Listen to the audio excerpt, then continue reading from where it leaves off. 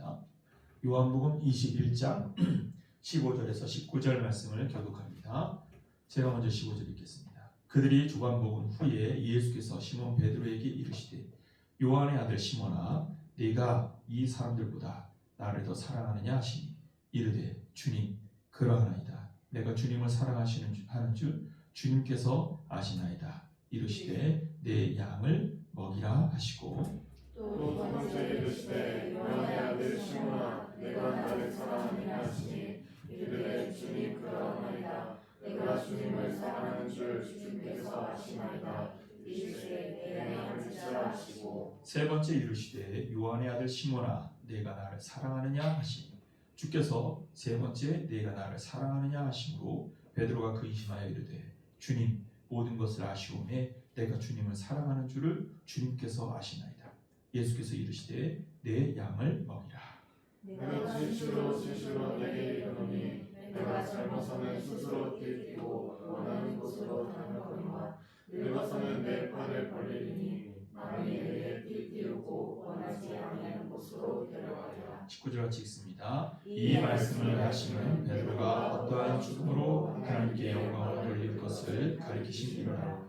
이 말씀을 하시고 베드로에게 이르시되 나를 따르라 하시니 아멘. 인사하도록 합시다. 평강이 있을지어다.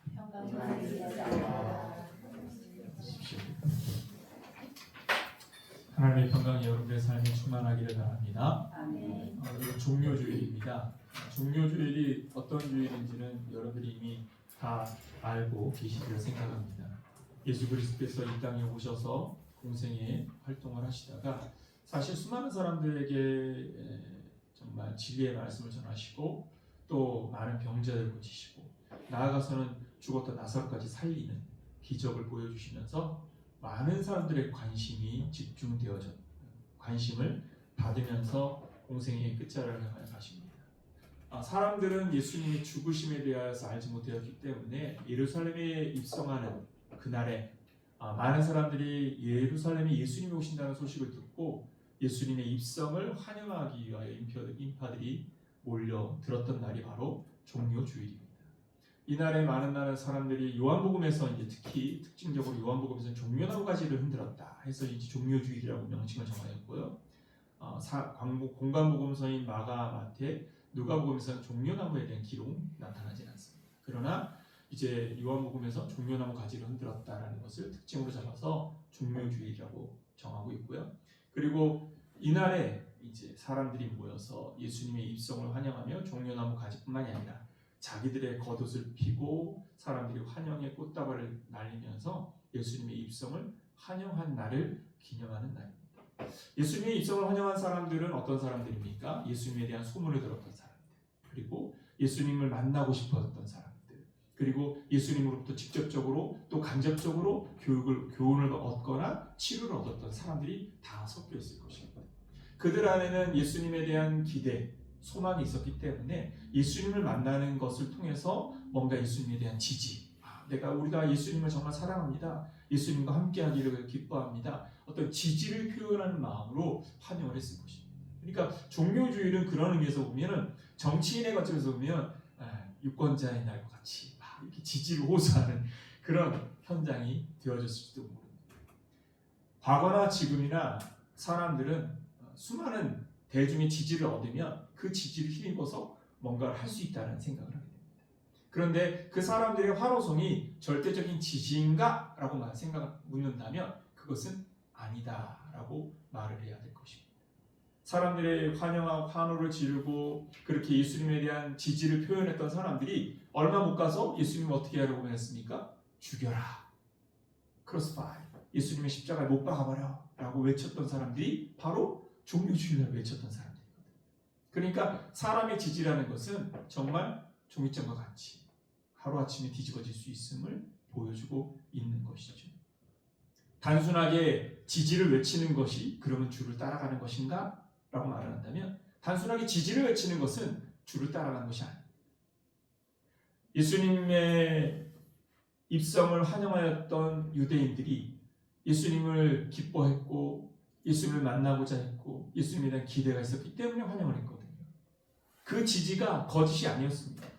그러나 얼마 못 가서 예수님을 바로 십자가에 못 박으라고 한 것은 그들의 그 지지가, 그들의 이 대중적인 지지가 온전한 지지가 아니라는 것을 우리에게 반증으로 보여주는 것이죠. 그렇다면 주를 따른다는 건 무엇일까요? 이 종료주일에 과연 주님을 향한 찬양의 이 노래가 단순히 허공을 치는 꽹과리 같이 아무 의미 없는 목소리로만 외치는 고백인 것인지, 아니면 정말 나의 삶의 주인이 되시고 나의 인생의 구주가 되신 유일하신 하나님의 아들로서 예수 그리스도의 구속의 은혜를 믿는 자로서 그 예수님께 나의 영적 지지를 표현하는 그 신앙의 고백으로 나가는 것인지를 생각해 보고자 하는 것입니다. 종료주일은 단순히 노래하고 외치는 주일이 아니라 우리의 지지를 표현하는 날이 되어야 한다는 것이죠. 그런데 과연 주를 따르는 것은 무엇인가? 과연 주를 따라간다는 것은 무엇인가를 생각해 보려고 볼 때에 오늘 이 본문의 말씀은 우리에게 매우 중요한 가치를 전해 준다라고 말할 수 있습니다. 예수님을 진심으로 따라간다는 건 무엇일까요? 오늘 본문을 상고하기 전에 우리가 이 본문이 지난주의 말씀과 연계되어 있음을 우리가 먼저 생각해 보아야 될 겁니다. 지난주에도 말씀을 드렸듯이 지난주와 이번 주가 연결되어진 교각점이 브릿지가 무엇입니까? 15절 말씀에 보면 조반을 먹은 후에 라는 표현을 썼습니다. 조반을 먹었다 라는 표현을 썼죠. 조반을 먹는다는 말의 의미는 무엇입니까? 그것은 바로 예수님께서 새롭게 그를 준비시킨다라는 의미였다는 것을 확인합니다. 자, 이 조반을 먹기 전에 지난주의 말씀을 먼저 잠깐 다시 한번 더 되짚어보면 예수님께서 세 번째 제자들을 찾아가셨다라는 사실을 먼저 확인했습니다. 세 번째라는 의미를 두 가지의 의미로 생각했죠. 첫 번째는 무슨 의미였죠? 자, 기억을 더듬으면서 세 번째라는 단어적 의미를 두 가지의 의미로 생각해봤습니다. 첫 번째 무슨 의미였죠? 예? 삼위일체 하나님. 예, 비슷하게 가고 있는데 3이라는 숫자, 그러니까 성경이 말하는 이 3이라는 숫자가 완전수의 관념에서 볼 때 세 번째라는 의미는 세 번 만에, 세 번까지라는 의미로 해석해야 된다라고 말씀드렸습니다. 세 번까지.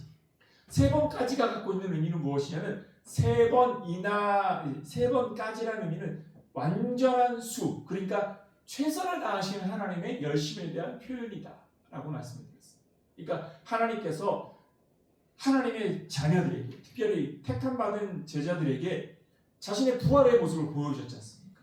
그런데 부활의 모습을 본 제자들이 예수님이 살아나셨네? 예수님을 내가 따라가야지? 하고 다시 일어났습니까? 다시 일어났나요? 아니에요. 그들은 예수님의 부활을 목도했음에도 불구하고 어디로 갔습니까? 고기잡으로 고향으로 데려가 버렸어요.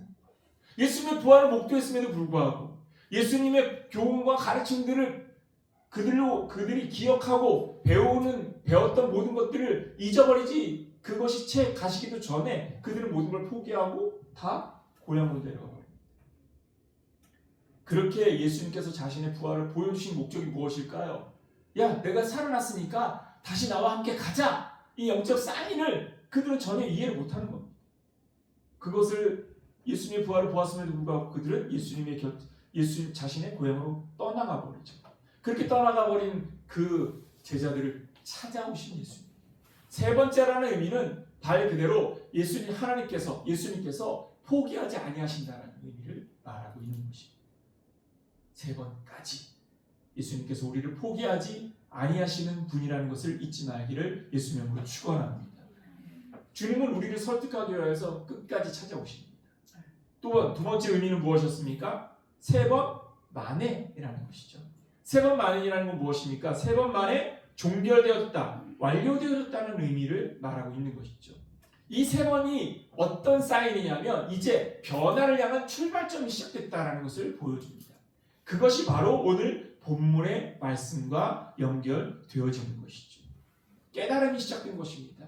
은혜는 무엇입니까? 이것은 바로 깨달음으로부터 은혜가 시작된다는 것을 잊지 말기 바랍니다. 은혜란 무엇이라고요? 깨달음입니다. 깨닫지 못하면 변화를 위한 출발이 시작되지 않기 때문입니다. 자기의 잘못을 인지하지 못하는 사람은 반성하지 않는 것과 똑같은 것입니다. 잘못한 것을 인지하지 않으면 반성하지 않아요. 잘못한 것을 인지할 때에 무엇할 수 있습니까? 반성할 수 있는 겁니다.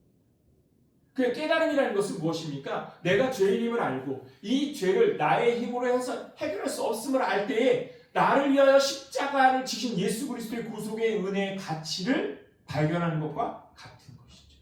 내가 예수 그리스도로 인하여서 구원의 은혜를 얻었다는 이 사실이 내게 감격인 이유는 뭐냐면 내가 내 힘으로 내 능력으로 감당할 수 없는 내가 해결할 수 없는 궁극적인 진실한 죄의 문제를 내가 예수님 때문에 해결받았다는 믿음 때문에 예수님의 은혜가 감격으로 오는 것입니다. 그런데 이것이 무엇으로부터 시작되냐? 깨달음부터. 그래서 깨달음은 영적 자각과도 같은 것입니다. 깨달음은 무엇과 같다고요? 영적 자각과 같은 것입니다. 아, 내가 어떤 존재로 변화됐구나. 내가 어떤 존재로 부르심을 얻었구나. 하나님의 자녀로 부르심을 얻었습니다. 아멘은 아무도 안 해요. 저와 여러분들은 하나님의 자녀로 부르심을 얻었습니다. 택하심을 얻었습니다. 근데 하나님의 자녀로 택하심과 부르심을 얻은 우리가 그 택하심과 부르심에 대한 확신이 없다면 그렇다면 우리는 어떨까요?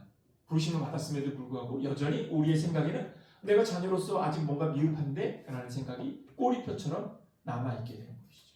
그래서 뭔가 하나님의 자녀로서 내가 뭔가를 더 해야 된다는 생각, 내가 그 구속의 은혜에 합당한 자로 뭔가를 더 해야 된다는 생각이 계속해서 꼬리표처럼 남게 되는 겁니다. 그래서 예수를 믿는데도 불구하고 자유함이 없어. 그리스도의 복음의 은혜 안에 있음에도 불구하고 자유함이 없어. 뭔가 불편한 게 계속 남아있는 거야. 여러분, 이게 바로 우리가 아직까지 하나님의 구속의 은혜에 대한 영적 자각을 이루지 못하였다는 단증이기도 합니다. 그런데 염려치 마십시오. 주님께서는 3번까지 무엇 하신 겁니까? 계속 우리를 찾아오십니다. 우리를 설득하시며 우리에게 그 구속의 은혜를 알려주시기 위해서 일하시는 분이라는 사실을 잊지 말기를 예수님으로 축원합니다. 그러니까 우리는 지금 은혜 가운데 있는 겁니다. 아직 불완전해도 아직 완전하지 않아도 우리는 이미 그 은혜 안에 있음을 잊지 말기를 예수님으로 축원합니다. 그러므로 불완전하지만 주에 대한 신뢰를 가지고 나아가는 자가 되기를 예수님으로 축원합니다. 자, 이러한 상황 속에서 주님께서 이제 예수님의 제자들에게 먹이신다라는 사실을 다시 한 번 더 주목해야 됩니다. 조반을 먹은 후에 조반을 먹는다는 말의 의미는 무엇입니까? 여러분 12절 말씀에도 보면 예수께서 이르시되 와서 조반을 먹으라 하시니 제자들이 주님이신 줄 아는 고로 당신이 누구냐 감히 묻는 자가 없더라. 이 조반을 먹으라 조반을 준비하는 현장에서 그들이 이제 예수님이 자신을 찾아왔다는 사실을 깨닫게 됩니다. 그러면서 조반을 차려준 그 음식을 같이 나누게 되죠. 먹는다는 말의 의미, 성경에서 이 먹는다는 의미는 무엇일까요? 제가 지난주에 이것을 누구의 예로 말씀을 드렸죠? 예, 엘리야. 잊어주시니 감사합니다. 잊어주시니 늘 새로운 것처럼 새로운 걸 들려주는 것처럼 말할 수가 있어서 감사한 거죠. 엘리야의 예를 통해서 먹이심이 무슨 의미인지를 생각해 보았습니다. 하나님께서 엘리야를 찾아오시죠. 엘리야를 왜 찾아왔습니까? 엘리야가 갈멜산에서 바알과 아세라 선지자들과 영적 싸움을 벌였는데 거기서 화려하게 승리합니다. 자, 이겼어. 그럼 승전가를 부르면서 기쁨으로 살아야 되는데 그에게 좌절이 찾았습니다. 낭망이 찾았습니다. 좌절과 낭망의 원인이 무엇입니까? 누군가 군대를 와서 엘리야를 죽이려고 암살자가 왔습니까? 아니요. 놀라운 것은 이세벨이 내가 엘리야를 반드시 죽일 거야! 이 말 한마디 때문에. 여러분, 이세벨이 그 말 한마디는 사실 아무런 효과가 없습니다. 군대를 파견한 것도 아니고 암살자들을 파견한 것도 아닙니다. 그저 분에 겨워서 한 여인이 그 분에 겨워서 내가 이 엘리야를 내가 잡아서 죽이지 않으면 내 이 원통함을 풀지 못할 것 같아. 이 말 한마디에 엘리야는 좌절합니다. 여러분, 그것이 바로 인간의 모습입니다. 우리는 하나님을 온전히 섬기고 하나님을 온전히 따를 것 같이 외치고 하나님 앞에 내가 신앙의 고백을 드리고 예배도 드리고 막 이렇게 불이 나는 것처럼 뛰기도 하고 눈물도 흘리지만 그러나 어느 순간 멈춰서서 나의 신앙이 어디 있는 건지 내 믿음은 어디에 있는 건지 퀘스천을 두고 번민할 때가 있고 오거든요. 엘리야의 모습도 딱 그거 같습니다. 그러한 상황 속에서 하나님께서 그 엘리야를 호렙산으로 부르시죠. 그런데 그 호렙산에 부르기 전에 가장 먼저 하신 게 무엇입니까? 천사를 통해서 그를 먼저 먹이신 것입니다. 열왕기상을 한번 찾아보도록 합시다. 열왕기상 19장 7절.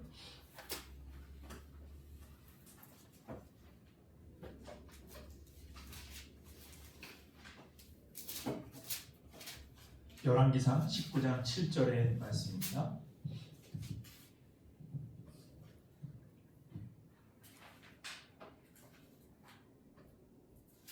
자, 같이 한번 읽어볼까요? 열왕기상 19장 7절 같이 읽습니다. 시작. 여호와의 천사가 또 다시 와서 어루만지며 이르되 일어나 먹으라. 내가 갈 길을 다 가지 못할까 하노라 하는지라. 예. 먹으라. 왜 먹으라고 한 겁니까? 가야 할 길을 가야 하기 때문에. 하나님의 부르심에 나아가야 하기 때문에. 하나님의 이끄심에 나아가야 하기 때문에. 본문으로 돌아와 보면 예수님께서 조반을 먹으라고 하신 이유는 무엇입니까? 제자들이 주의 뜻을 따라 예수 그리스도를 다시 따라와야 하니까, 너희가 나를 follow me 따라와야 하니까 그 따라감을 위하여 준비케 하신 것이 먹이시는 것이었다. 여러분, 주님께서는 먼저 우리를 먹이시는 분이라는 사실을 잊지 말기를 예수 이름으로 축원합니다. 우리가 마치 하나님으로부터 하나님께 내가 무엇인가를 헌신을 내어드리고 하나님께서 거기에 대한 보상을 받는 것이라는 생각을 우리가 할 때가 많거든요. 여러분, 절대 그렇지 않습니다.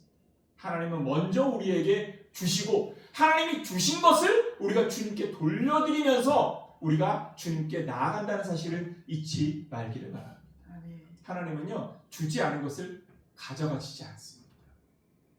고린도후서 말씀을 한번 잠깐 보도록 합시다. 고린도후서 9장 10절의 말씀입니다. 고린도후서 9장 10절입니다.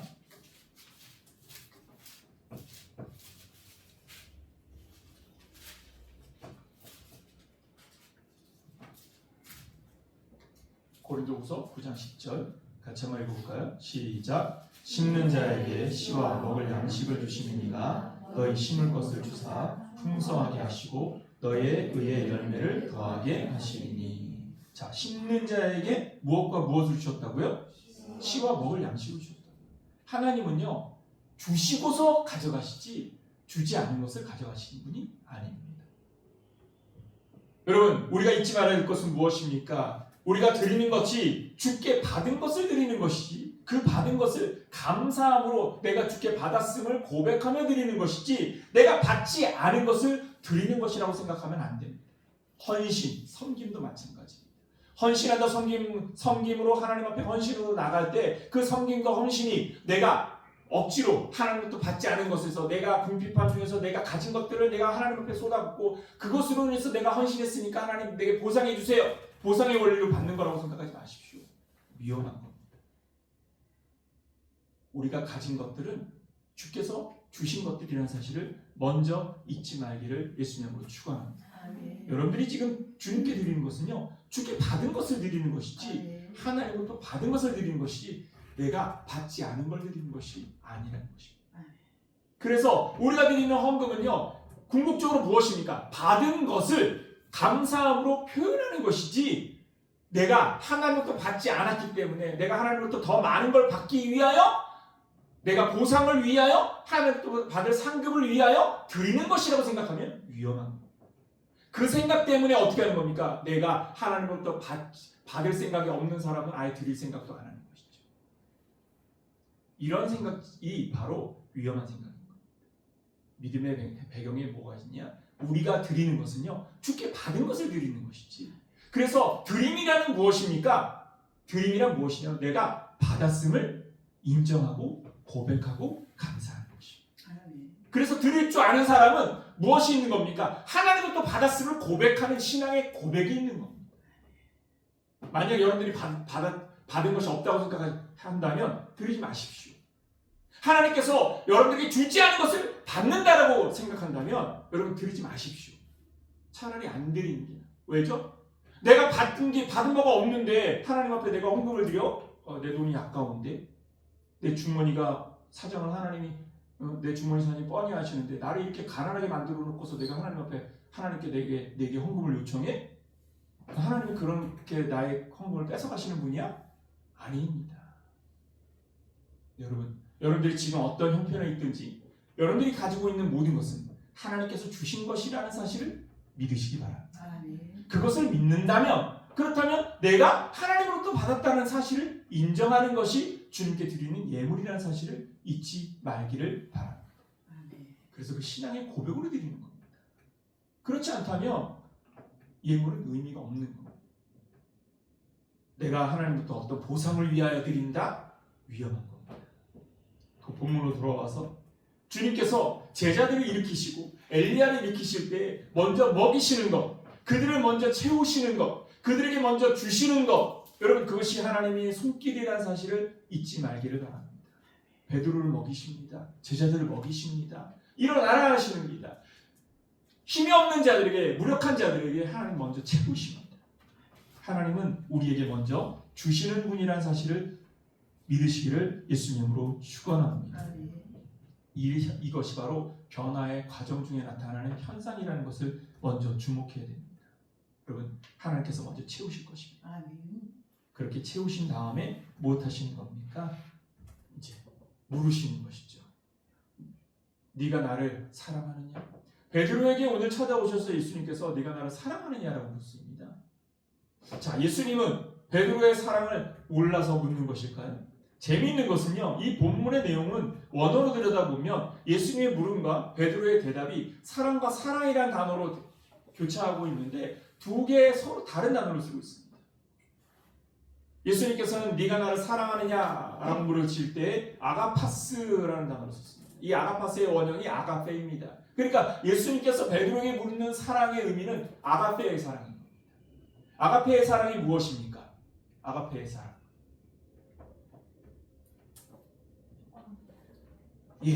예수님께서 우리의 대속을 위하여 자신을 희생제물로 드리셨던 조건 없는 사랑. 말 그대로 어떤 대가를 바라지도 않고 내가 그 대가를 위하여 사는 행동이 아니라 말 그대로 대가 없이 값 없이 아낌없이 내어주는 사랑. 이것이 바로 아가페의 사랑입니다. 그 사랑을 물으실 때 베드로가 주님께서 저를 아시지 않습니까? 제가 주님을 사랑하는 것을. 여기에 이 사랑은 무슨 사랑을 표현하냐면 필레오의 사랑을 표현합니다. 필레오의 사랑은 무엇일까요? 필레오의 사랑은 어떤 사랑일까요? 인간의 관계 안에서 관계와 관계 속에서 행하는 사랑들을 필레오의 사랑이라고 합니다. 그러니까 서로와 친분과 친분을 가지고 그 친분과 친분을 유지시키는 관계에서 행하는 사랑을 말하는 것이죠. 그러니까 인간이 할 수 있는, 인간의 열심으로 할 수 있는 최고의 사랑은 사실은 필레오의 사랑인 겁니다. 왜냐하면 우리의 사랑은 대가가, 내가 사랑을 표현하면 거기에 상응하는 어떤 반응이 왔을 때 이 사랑이 유지돼, 존속이 돼. 만약 내가 사랑을 표현했는데 반응이 안 와, 그럼 그 사랑은 어떻게 할까요? 멈추게 되겠죠. 더 이상 사랑을 표현하지 않아요. 미워하게 되죠, 오히려. 그러나 아가페의 사랑은 그 사람이 사랑으로 반응하지 않아도 끝까지 사랑하는 사랑이 아가페의 사랑. 예수님께서 네가 나를 아가페 사랑하느냐고 물으셨을 때 베드로는 주님, 제가 필레오의 사랑을 합니다. 사랑합니다. 라고 표현했습니다. 뭔가 수평선을 달리는 것처럼 보여지죠. 그런데 저는 이 본문을 묵상하면서 새로운 사실을, 이 본문에서 은혜를 얻었던 것이 무엇이냐 하면 베드로의 이 대답을 주님께서 받아들이고 있다라는 사실을 주목하게 되는 것입니다. 3번을 반복하는 이유는 무엇이냐면 믿지 못했기 때문이 아닙니다. 그가 갖고 있는 그 사랑에 대하여 확인하시면서 무엇 하시냐, 그 사랑을 받아들이고 있는 것입니다. 놀라운 건 무엇입니까? 베드로의 사랑, 필레오의 이 사랑의 고백은 진실함에 있습니다. 네가 나를 사랑하느냐라는 아가페의 물음을 가졌을 때 필레오로 대답하는 베드로.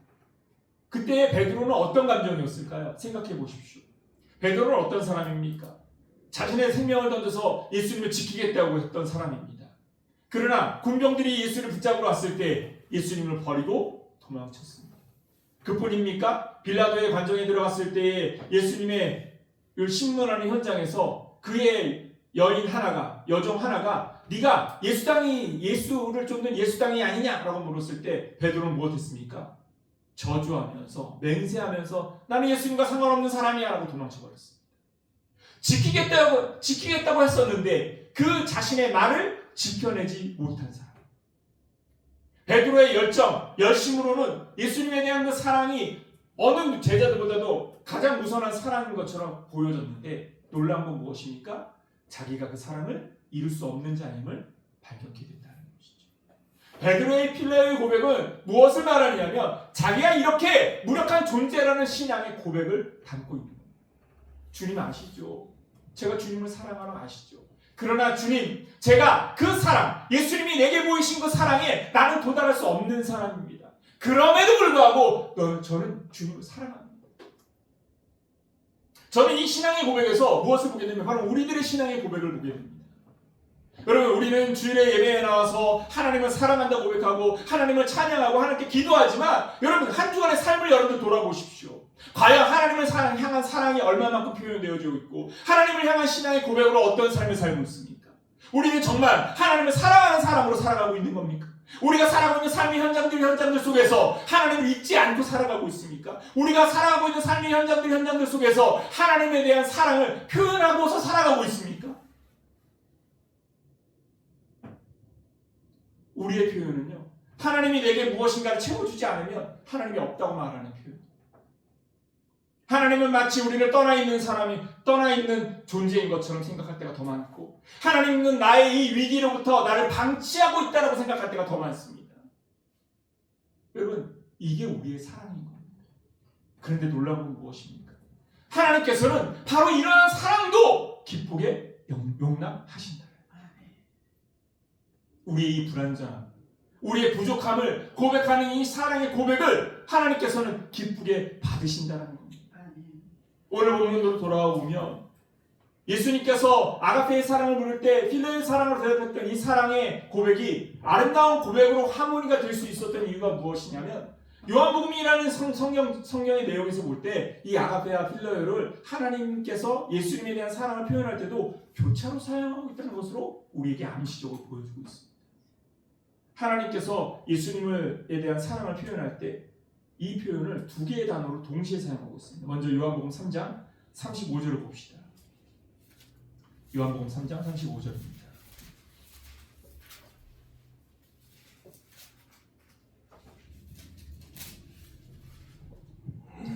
요한복음 3장 35절 같이 한번 읽어볼까요? 시작. 아버지께서 아들을 사랑하사 만물을 다 그의 손에 주셨으니 아버지께서 아들을 사랑하신다 라고 할 때 이 사랑이 아가페의 사랑을 썼습니다. 그런데 똑같은 형식의 표현이 5장 20절에 나옵니다. 5장 20절을 보십시오.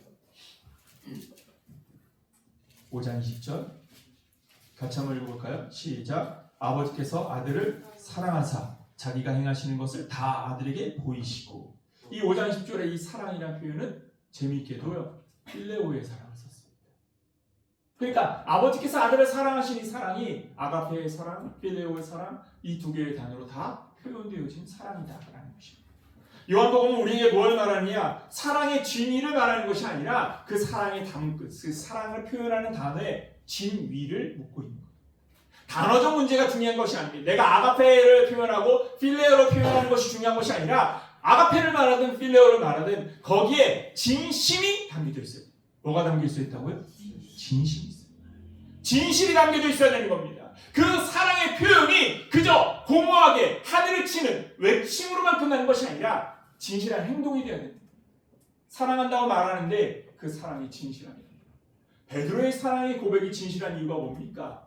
베드로의 사랑의 고백이 진실한 이유는 바로 여기 있는 겁니다. 자신의 연약함, 자신의 무력함을 알기에 주께서 네가 나를 사랑하느냐고 물을 때 주님이 제가 주를 사랑하는 줄 주께서 아시지 않습니까? 그런데 그 사랑이 완전하지 않음을 주께서 아시지 않습니까? 저의 연약함을 아시지 않습니까? 저의 부족함을 아시지 않습니까? 그럼에도 불구하고 저는 주님을 사랑합니다. 여러분, 그럼에도 불구하고 주를 사랑하는 자가 되기를 예수님으로 축원합니다.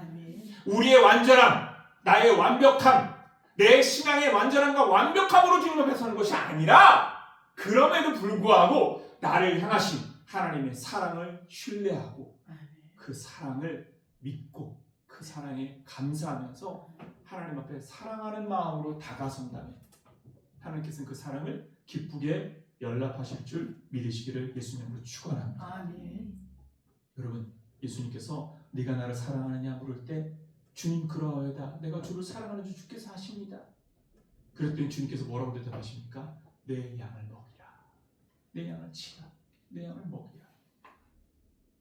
여러분, 그 사랑을 받아들이셨다는 거예요. 그래, 그러면 너도 나와 함께 가자. 나와 함께 일하자. 나와 함께 동역하자 라고 말씀하십니다. 우리가 완벽하기 때문에 주의 일을 하는 것이 아닙니다. 완전하기 때문에 주의 일을 하는 것이 아닙니다. 불완전하지만 하나님의 사랑에 빗댈 수 없는 연약한 사랑이지만 하나님께서는 그 사랑을 기쁘게 받으시고 그 삶을 통해서 일하신다는 사실을 잊지 말기를 예수님의 이름으로 축원합니다. 아멘. 여러분들의 사랑은 어떻습니까? 여러분들의 사랑은 과연 주를 감동시킬 사랑이겠습니까? 주를 감동시키는 사랑은 오직 한 가지입니다. 그것은 무엇이냐면 진실입니다. 여러분, 주님께 진실하게 서시기를 바랍니다. 아멘. 나의 연약함을 고백하고 나의 부족함을 고백하고 나의 미숙함을 고백하고 내가 미숙해서 움직일 수 없을 때 주님 나를 붙잡아 주십시오. 하나님께 매어 달리는 자가 되기를 예수님으로 축원합니다. 아멘. 이 고백을 들으시고 주님께서 마지막으로 베드로에게 주시는 예수님의 말씀이 무엇입니까? 여러분, 18절과 19절 말씀입니다. 우리 같이 한번 읽어보도록 할까요? 본문 18절과 19절의 말씀을 같이 읽습니다. 시작. 내가 진실로 진실로 내게 이르노니 내가 젊어서는 스스로 뛰고 원하는 곳으로 다녔거니와 늙어서는 내 발을 벌리리니 날이 이 말씀을 하시면 베드로가 어떠한 죽음으로 하나님께 영광을 돌릴 것을 가리키심이로라. 이 말씀을 하시고 베드로에게 이르시되 나를 따르라 하시니. 할렐루야. 아멘. 나를 따르라. 그런데 이 나를 따르라고 말씀하시기 전에 뭐라고 말씀하십니까? 이제 타인이 내 인생을 좌지우지할 것이야 라고 표현하시죠. 이 표현을 우리가 들을 때 남이 나를 이끈다라고 문자적으로 해석하면 굉장히 초보적인 거죠. 이 표현의 의미는 무엇입니까? 이제는 네가 너의 삶의 주인이 되어서 네가 네 인생을 주도하는 네 스스로의 주도자처럼 살았다면 이제는 더 이상 너 스스로가 인생의 주도자로 사는 것이 아니라 내가 너의 삶의 주인이 돼서 나의 이끄는 삶으로 네가 나를 따라오게 될 것이다 라고 생각하고 있습니다. 변화는 뭡니까? 내가 주인이 되었던 삶에서 주님이 나의 삶의 주인이 되는 삶으로 변화되는 것이 그것이 그리스도인의 궁극적인 변화입니다. 아멘. 여러분, 영적으로 성장한다는 건 뭡니까? 영적으로 성장한다는 것은 신앙생활을 오래 했기 때문에 돈이 생기고 신앙생활을 오래 해서 내 명예가 생기고 신앙생활을 오래 해서 내 삶의 환경들이 바뀌었다는 걸 말하는 겁니까? 아닙니다. 신앙생활을 오래 해서 내 환경, 주변의 환경이 바뀌는 것이 중요한 것이 아니라 신앙생활을 하면서 영적 자각, 깨달음, 은혜를 통해서 내 삶의 아이덴티티, 삶의 방향성, 의지와 행동의 중심을 바꾸는 것입니다. 나 중심의 생각, 내가 모든 것을 판단하는 중심에 내가 있었다면 이제 나의 삶의 변화는 어디로 가야 되느냐? 내가 판단하는 중심에 하나님이 그 주인이 되게 하시는 것입니다. 아멘. 여러분, 하나님의 이끄심을 따라가는 자가 되기를 예수님으로 축원합니다. 아멘. 신앙의 변화는요, 하나님의 이끄심을 따라가는 것입니다. 베드로의 궁극적인 삶의 핵심은 무엇입니까? 자기가 하려고 했습니다. 내 힘으로 예수를 지키려고 했습니다. 내 힘으로 신앙을 지키려고 했습니다. 내 힘으로 무엇인가를 해내려고 했습니다. 내 힘으로 하나님이 주시는 은혜를 감당해 보려고 했습니다. 여러분, 베드로만큼 열심히 있고 베드로만큼 열정이 있는 사람이 누가 있습니까? 말고의 길을 잘라낸 이유가 뭡니까? 예수를 지키겠다는 의지를 행동으로 보여준 것입니다. 베드로만 유일하게 칼을 들었습니다. 열심히 있는 사람입니다. 근데 문제는 무엇입니까? 인간의 열심이 하나님의 의를 담을 수 없는 겁니다. 인간의 열심이 하나님의 뜻을 담아낼 수가 없는 것입니다. 오히려 교회 안에서 자기의 열심으로 교회를 회방하는 일이 얼마나 많은지 모릅니다. 내 열심으로, 내 의지로 내가 하고 싶은 대로 하는 거니까, 내가 하고 싶은 대로 자꾸 하다 보니까 못하는 겁니까? 교회 안에서 오히려 자기가 하고 싶은 열심으로 교회를 회방하는 겁니다. 부흥사로 예전에 어떤 목사님을 쫓아냈었는데 교회가 한 40년, 70년 정도 되는 교회에 가면 그 교회에 한국 교회의 공통점이 하나 있답니다. 한 40년, 70년 오랜 전통의 교회를 가면 집기를 하나를 제대로 못 받아요. 왜 그럴까요? 왜일 것 같아요?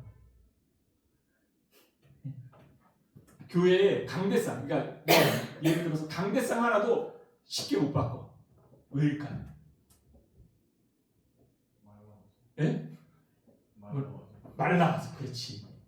그 말이 무슨 말이냐면 강대상을 한 권사님과 강대상을 한 장로님과 강대상을 한 집사님이 시퍼렇게 두 눈을 뜨고서 저 강대상을 누가 받구나 못 받군대. 말 나오니까. 이게 무슨 말입니까? 내가 한 열심, 내가 한 헌신, 그게 지워주는 게 싫은 거야. 내 이름으로 생긴 벽돌 한 장, 내 이름으로 무엇인가를 해낸 무엇 하나가 없어지는 게 싫은 거야. 여러분, 낡으면 없어져야 되는 거잖아요. 낡으면 바꿔야 되는 거 아니에요? 아닌가? 낡으면 바꿔야 되는 겁니다. 우리가 지켜내야 되는 것은 건물이 아닙니다. 우리가 지켜내야 되는 것은 이런 강당이 아닙니다. 우리가 지켜내야 되는 것은 물건이 아닙니다. 그 물건은 있다가 없어질 수 있고 우리의 필요에 따라 바꿀 수 있고 언제든지 우리의 활용을 위하여 교체할 수 있는 겁니다. 그런데도 불구하고 교회 안에서는 그게 쉽지가 않아. 왜? 누군가 했거든. 그 한 사람이 그 헌신과 수고가 지워질까봐 못 받고. 무슨 말을 하려고 하는 겁니까? 교회의 열심, 신앙의 열심이 자기를 드러내는 열심, 자기를 표현하는 열심, 자기를 나타내는 열심. 여러분, 자기를 드러내고 자기를 나타내는 열심은 하나님이 기뻐하지 않습니다. 하나님이 기뻐하는 열심은 무엇입니까? 하나님 앞에서 하나님의 뜻을 쫓아서 하나님께서 나에게 주시는 이 현장들을 내가 온전한 마음으로 섬기고자, 온전한 마음으로 헌신하고자 하고, 온전한 마음으로 주님께 나를 드리고자 하는 마음으로 자기를 내어드릴 때 하나님께서는 그 헌신을 기쁘게 연락하실 줄 믿으시기를 예수님으로 축원합니다. 주를 따라간다는 것은 바로 이것입니다. 주님을 따라간다는 것은 바로 이것입니다. 무엇이냐? 자신을 드러내는 것이 아니라, 자기를 표현하는 것이 아니라, 자기를 나타내는 것이 아니라 하나님이 우리의 삶의 주인이시니 나를 통하여 증거되게 하는 것입니다. 한번 따라해 봅시다. 하나님께서 나의 삶의 주인이신 것을 나를 통하여 증거되게 하는 것. 그것이 주를 따르는 것입니다. 주를 따라가는 것은요, 나를 통해서 하나님이 일하심이 증거되게 하는 것입니다. 헌신과 섬김과 모든 수고들이 자기의 이름을 빛내기 위한 열심이 되어서는 안 돼. 내가 해놓은 것인데, 내가 만들어 놓은 것인데, 내 헌금으로 산 건데, 내가 한 것인데, 그거는 좀 더 두시지요. 그거는 버리면 안 되는데요. 큰일 납니다. 우리 교회는 그래도 아직은 젊은 사람들이 주축이지만 여러분들이 이제 나이를 먹잖아요. 저도 나이를 먹거든요. 여러분들이 이제 이 교회에 10년, 20년이 됐다고 생각해 보십시오. 그때 여러분들의 의식과 생각이 지금의 이 날을 기억하며 자신을 하나님 앞에 진실한 마음으로 헌신하고자 하는 신앙의 태도로 서지 않으면 우리도 한국 교회가 갖고 있는 고질병을 그대로 앓을 수 있다. 여러분, 그 병을 앓지 맙시다. 그러려면 깨어 있어야 되는 겁니다. 우리가 과연 무엇을 위하여 사는가? 과연 우리는 무엇을 위하여 하나님을 따르고 있는가? 과연 우리가 따르고자 하는 신앙의 방향이 우리의 눈에 보이는 가시적인 것들을 쫓아다니기 위함인가? 아니면 내 삶의 참 주인이신 하나님을 따라가기 위함인가를 생각하는 자가 되어야 됩니다. 이 종료주일에 이 말씀이 우리에게 참 의미가 있는 것은 바로 그런 의미에서 과연 주께서 우리에게 오셔서 설득하시고 가르치시고 알리시면서 무엇을 들려주시고자 하셨는지를 보아야 들어야 한다는 것입니다.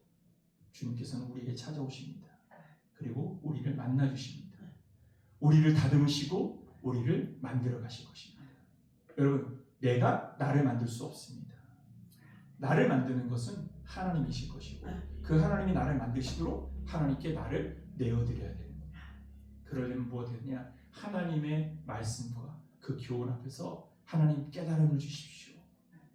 그리고 그 교훈과 가르침을 통하여 내 생각을 바꿀 수 있도록 도와주십시오. 그 은혜를 사모하는 마음으로 주님 앞에 나아가는 자가 되기를 예수님으로 축원합니다. 그래서 주님께서 베드로에게 부르신 게 그겁니다. 너 나 따라올 수 있어? 준비됐어? 이렇게 레디? 너 준비된 거야? 라고 묻는 것이 아니라 너 나를 사랑해? 너 나를 사랑하니? 라고 묻는 이유가 거기에 있습니다. 왜냐? 하나님께서 그에게 두신 계획이 있기 때문에. 왜 18절에 그랬지 않습니까? 너를 이제부터는 하나님이 주도하에 너의 삶을 내가 이끌어갈 거야 라고 표현하고 있지 않습니까? 이전까지는 너의 의지대로 너가 스스로 살았다면 이제부터는 너 스스로 살 것이 아니라 너의 갈 길을 누구의 이끄심을 따라서 가게 될 텐데 그것이 바로 내가 될 거야 라고 말합니다. 그러면서 마지막에 뭐라고 말할까? 19절에 나를 따르라. 여러분 준비되는 자가 되기를 바랍니다. 어떻게 준비하는 겁니까? 주님을 사랑하기로. 어떤 이유가 있든지 주께서 나를 향하신 사랑을 의심하지 않고 한번 따라봅시다. 어떤 이유가 있든지 어떤 환경이 있든지 주께서 나를 사랑하시는 그 사랑을 의심하지 말자. 의심하지 마십시오. 어떤 환경이 돼도 어떤 상황이 돼도 하나님께서 나를 향하신 사랑을 의심하지 마십시오. 그 사랑을 신뢰함으로 하나님의 사랑을 의지함으로 하나님 앞에서 일어나십시오. 그 사랑을 표현하면서 그 사랑에 대하여 감격하고 감사하면서 계속 감사와 감격의 표현을 담으면서 주님 앞에 있으면 하나님께서는 그 감사와 감격의 표현을 통해서 일하실 것입니다. 하나님이 가장 기뻐하시는 건요, 하나님을 향한 사랑을 믿고 신뢰하면서 감사를 표현하는 것입니다. 베드로에게 그걸 보여주셨습니다. 네가 나를 사랑하느냐? 주께서 하시겠습니까? 제가 주님을 사랑합니다. 그러나 그 사랑이 완전하지 않음을 압니다. 그 사랑이 온전하지 않음을 압니다. 그럼에도 불구하고 제가 주님을 사랑합니다. 주께서 그 음성을 듣고 그 고백을 들으시고 나를 따라와. 내 양을 먹여. 내 양을 쳐. 너는 나와 함께 나의 사명을 감당하게 될 거야 라고 선언하십니다. 여러분들 삶에도 그렇게 하나님께서 풍성한 은혜로 여러분들에게 두신 계획을 이루기 위하여 일하고 계시는 줄 믿으시기를 예수님으로 축원합니다. 기도하겠습니다.